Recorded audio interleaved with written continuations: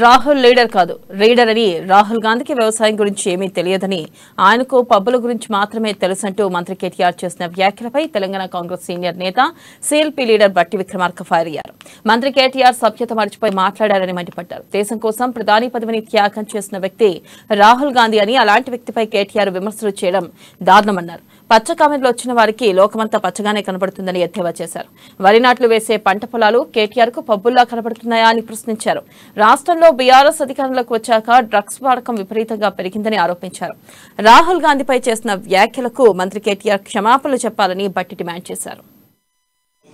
రాహుల్ గాంధీ గారి గురించి మాట్లాడినటువంటి మాటలు తీవ్రంగా ఖండిస్తా ఉన్నాం.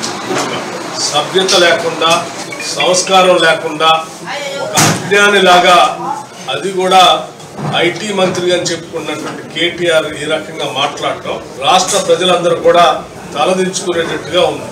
తెలంగాణ రాష్ట్రాన్ని ఇచ్చినటువంటి కాంగ్రెస్ పార్టీ అధ్యక్షులుగా పనిచేసిన రాహుల్ గాంధీ గారు ఈ దేశ లౌకికవాదం, ఈ జాతి మతాల పేరు మీద విడిపోకుండా ఉండాలనేటువంటి ఆలోచన, ఈ దేశ ఆర్థిక వనరుల్ని కొద్దిమంది బౌళ జాతి సంస్థలకి దోచిపెడతా ఉంటే ప్రజలకి నష్టం జరగకూడదనేటువంటి ఆలోచనతో కన్యాకుమారి నుంచి కాశ్మీర్ వరకు పాదయాత్ర చేసి అనేక రకాలైనటువంటి వర్గాల ప్రజానికంతో మమేకమై మాట్లాడి దేశంలో ఉన్నటువంటి వ్యవసాయ రంగాన్ని బలోపేతం చేయడం కోసం నాట్లేసేటువంటి వాళ్ళతో కలిసి నాట్లేస్తూ లారీ ట్రక్ డ్రైవర్లు పడుతున్నటువంటి బాధలను అర్థం చేసుకోవడం కోసం ఆ ట్రక్కుల్లో ప్రయాణం చేస్తూ మెకానికుల జీవితాలు తెలుసుకోవడం కోసం వారితో కలిసి మోటార్ సైకిల్ రిపేర్ చేస్తూ ముందుకు నడుస్తూ వెల్డింగ్ చేసేటువంటి వారితో కలిసిపోయి